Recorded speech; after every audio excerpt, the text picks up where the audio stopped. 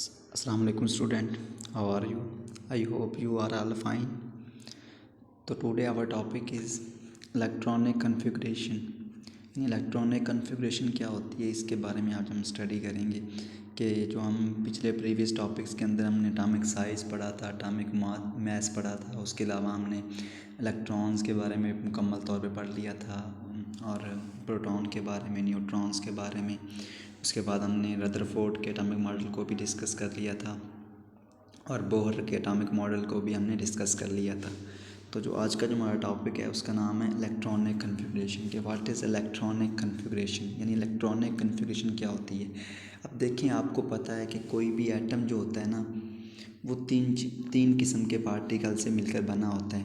एक को हम कहते हैं इलेक्ट्रॉन्स, प्रोटॉन्स एंड न्यूट्रॉन्स, यानी ये तीन तरह के डिफरेंट जो पार्टिकल्स हैं वो मिलके क्या बनाते हैं, एक एटम बनाते हैं। अब इलेक्ट्रॉन्स, प्रोटॉन्स और न्यूट्रॉन्स एक एटम के अंदर मौजूद होते हैं।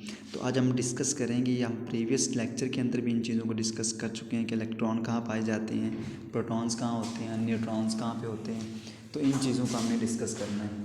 तो बेसिकली जो इलेक्ट्रॉन्स हैं वो न्यूक्लियस के गिर्द रिवॉल्व करते हैं। अब जो इलेक्ट्रॉन्स हैं वो कभी भी न्यूक्लियस के अंदर मौजूद नहीं होते, यानी हमने एटम की जो स्ट्रक्चर था उसको देख लिया था कि एटम के दरमियान में क्या होता है, न्यूक्लियस होता है जो सॉलिड चीज़ होती है, हार्ड चीज़ होती है, और उसके बाहर शेल्स होते हैं यानी एनर्जी लेवल्स होते हैं जिनके अंदर इलेक्ट्रॉन्स क्या करते हैं, रिवॉल्व करते हैं। तो अब हम समझेंगे कि एटम के अंदर जो इलेक्ट्रॉन्स हैं वो कहाँ पे होते हैं और प्रोटॉन्स कहाँ पे होते हैं। अब ये जो दरमियान का इसका हिस्सा है इसे हम कहते हैं न्यूक्लियस, और जो ये बाहर के इसे हम कहते हैं ऑर्बिट्स या शेल्स भी कहते हैं। अब जो प्रोटॉन्स और न्यूट्रॉन्स हैं, यानी दो चीज़ें, दो पार्टिकल प्रोटॉन्स एंड न्यूट्रॉन्स, ये दोनों कहाँ पे होते हैं, न्यूक्लियस के अंदर होते हैं। और जो इलेक्ट्रॉन्स हैं वो कहाँ पे रिवॉल्व करते हैं, शेल्स के अंदर, यानी जो बाहर न्यूक्लियस के बाहर जो एनर्जी लेवल्स हैं या शेल्स हैं उनके अंदर इलेक्ट्रॉन्स रिवॉल्व कर रहे होते हैं। तो ये थोड़ा सा किसके बारे में था, एटम्स के बारे में। अब हम देख लेते हैं कि शेल्स क्या होते हैं और सब शेल्स क्या होते हैं। यानी इस चीज़ को हम इलेक्ट्रॉनिक कन्फिग्रेशन को समझने से पहले हमें ये पता हो कि शेल्स क्या होते हैं और सब शेल्स क्या होते हैं। तो इन चीज़ को हमने देखना है। तो अब जो शेल्स हैं वो असल में एनर्जी लेवल्स हैं, यानी न्यूक्लियस के गिर्द जो एनर्जी लेवल्स हैं, यानी जहाँ पे एनर्जी एक किस्म की मखसूस एनर्जी लेवल्स, एक जो फर्स्ट शेल होगा उसकी एनर्जी मखसूस होगी या उसके लिए स्पेसिफिक एनर्जी होगी, यानी उस दिन 10 जूल होगी तो उसके अंदर 10 जूल के ही इलेक्ट्रॉन्स रिवॉल्व करेंगे। अब इस तरह जो सेकंड शेल होगा उसकी एनर्जी सपोज कर लेते हैं वो 15 जूल है, तो उसके अंदर जो इलेक्ट्रॉन्स होंगे वो 15 जूल वाले ही रिवॉल्व करेंगे।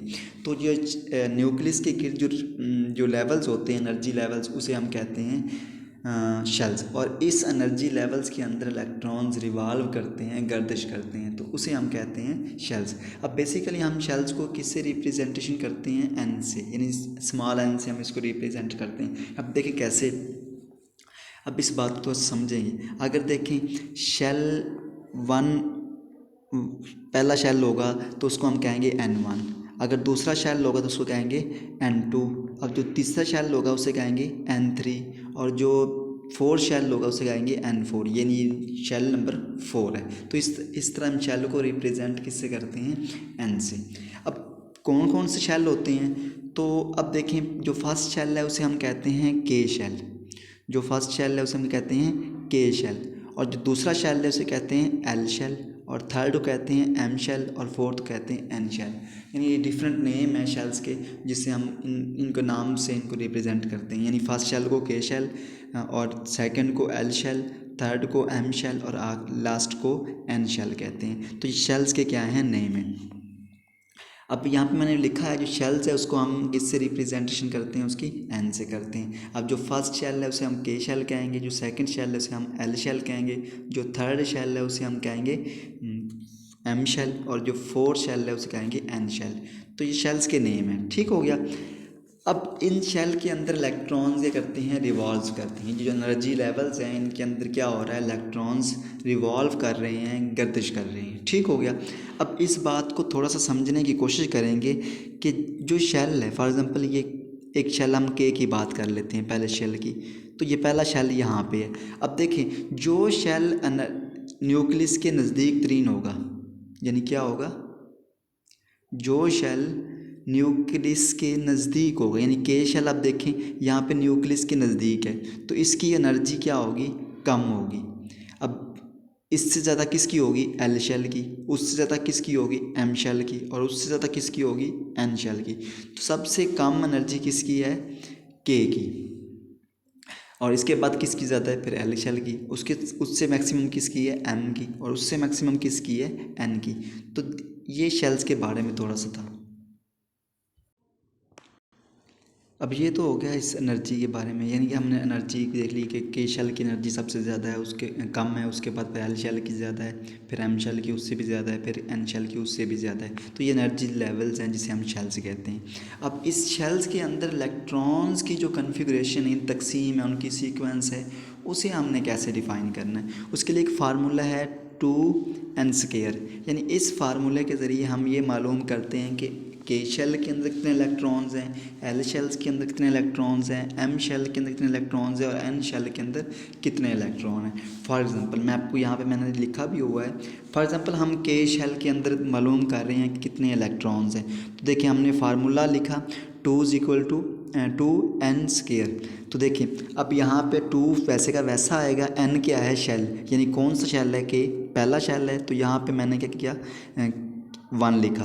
तो 1 का स्क्वायर कितना होता है, 1, 1 2 ज़ा 2, तो यानी के शेल के अंदर कितने इलेक्ट्रॉन आएंगे, 2 इलेक्ट्रॉन। देखिए अब आपके पास 2 है, n क्या होता है, शेल, यानी अगर 2 शेल है तो 2 नंबर लिख देंगे, अगर 3 शेल है तो 3 लिख देंगे, अगर 4 शेल है तो 4 लिखेंगे, और इसको मल्टीप्लाई करेंगे। इस तरह जो आंसर आएगा वो उतने इलेक्ट्रॉन उसके अंदर होंगे। अब देखें फॉर एग्जांपल दूसरा शेल है, अब शेल नंबर 2 आ गया, तो वही फार्मूला 2n², 2 वैसे का वैसा आएगा। अब n की जगह जो शेल होगा, यानी 2 है, 3 है, 4 है, 5 है, जितना शेल है तो वहाँ पे पुट करेंगे। अब 2 का स्क्वायर कितना होता है, 4, 4 2 ज़ा 8, तो यहाँ पे 8 इलेक्ट्रॉन आएंगे। अब m शेल के अंदर 18 इलेक्ट्रॉन्स आएंगे, और n शेल के अंदर कितने इलेक्ट्रॉन्स आएंगे 32। तो इस तरह हम किसी भी शेल के अंदर इलेक्ट्रॉन्स को डिफ़ाइन करते हैं इस फार्मूला के ज़रिए कि आया इस के शेल के अंदर कितने इलेक्ट्रॉन्स हैं, एम शेल के अंदर कितने इलेक्ट्रॉन्स हैं, एन शेल के अंदर कितने इलेक्ट्रॉन्स हैं। तो इस फार्मूले से हम इन इलेक्ट्रॉन्स को डिफ़ाइन कर सकते हैं। अब इसके बाद आती है सब शेल्स की, यानी इलेक्ट्रॉनिक कन्फिग्रेशन को समझने से पहले हमें शेल्स के बारे में और सब शेल्स के बारे में पता हो। तो शेल्स के बारे में हम थोड़ा सा डिस्कस कर लिया, अब हम डिस्कस कर रहे हैं सब शेल्स के लिहाज से, यानी सब शेल्स क्या होते हैं। तो सब shells basically sub division of shell, यानी सेल्स के अंदर मज़ीद डिवीजन होती हैं, शेल्स के अंदर मज़ीद डिवीजन होती हैं, सब डिवीजन होती हैं, उसे हम क्या कहते हैं, सब शेल्स। अब सब शेल्स के नाम आप यहाँ पे लिखे हैं, मैंने मेंशन कर दिए हैं। पहले का नाम है एस, दूसरे का नाम पी, दूसरे का नाम डी और एफ। अब हम कैसे ये डिफ़ाइन करेंगे, के अंदर कितने सब शेल्स हैं, एल के अंदर कितने सब शेल्स हैं, एम के अंदर कितने सब शेल्स हैं, और एन के अंदर कितने सब शेल्स हैं। तो आप इस बात को थोड़ा समझें। अब एस फर्स्ट पे है, पी सेकंड पे है, थर्ड पे डी, और फोर्थ पे क्या है, एफ है।